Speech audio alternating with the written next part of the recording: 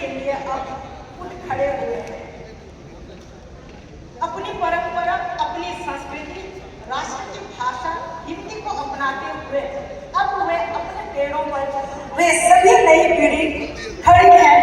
पहाड़ों की घाटियों से लेकर शहरों की गलियों और घरों के बैठक खानों तक अब हम हिंदी को प्रेम से बोलते हैं। साथ ही आप सभी को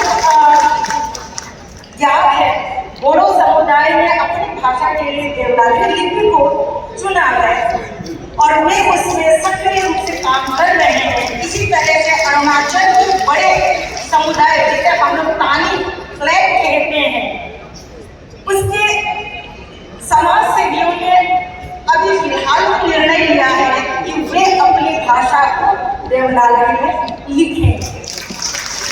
त्रिपुरा भाषा को थोड़ी सी कंफ्यूजन है, असमंजस्य है, पर उम्मीद है यह कंफ्यूजन, असमंजस्य बहुत जल्दी दूर हो जाएंगे और हम अपने देश के साथ खड़े हो जाएंगे।